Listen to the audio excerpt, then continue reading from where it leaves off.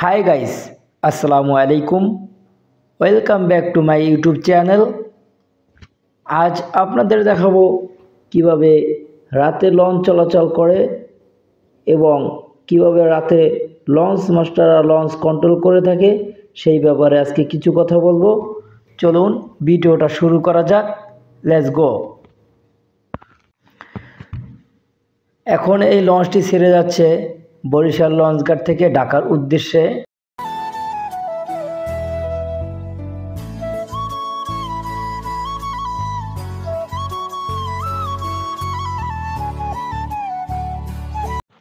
আসলে রাতের বেলায় বেশিরভাগ লঞ্চ চলাচল করে থাকেন, কিছু সংখ্যক লঞ্চ দিনে চলাচল করে থাকেন, যেটা চাঁদপুর থেকে ঢাকার উদ্দেশ্যে যায় এবং ঢাকা থেকে চাঁদপুর আসে।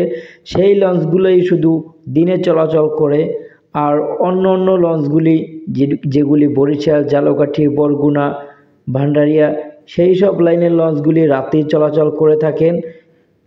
দূরপাল্লার যানবাহনগুলো রাতেই বেশিরভাগ চলাচল করে থাকেন, বাস হোক লঞ্চ হোক সেগুলো রাতেই চলাচল করে থাকেন যাত্রীর সুবিধার্থে।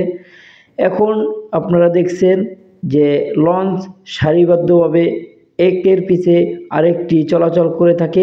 এভাবেই লঞ্চগুলি চলাচল করে থাকে, একের পিছে আরেকটি লঞ্চ। বরিশালের লঞ্চগুলো এভাবেই চলাচল করে থাকেন, আর যার ইঞ্জিনে যতটা শক্তি ততটা প্রয়োগ করে রাতে এভাবেই সারিবদ্ধভাবেই তারা চলাচল করে থাকে, একটার পিছনে আরেকটা।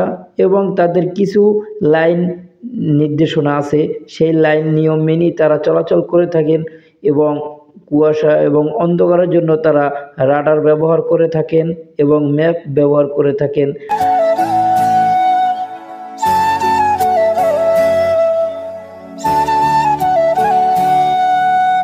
এভাবেই অভিজ্ঞ মাস্টার এবং সুকানি দ্বারা লঞ্চগুলো পরিচালিত হয়ে থাকেন।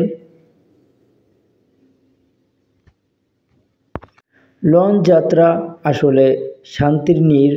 এটা যারা লঞ্চ যাত্রা করে তারাই শুধু উপভোগ করতে পারে।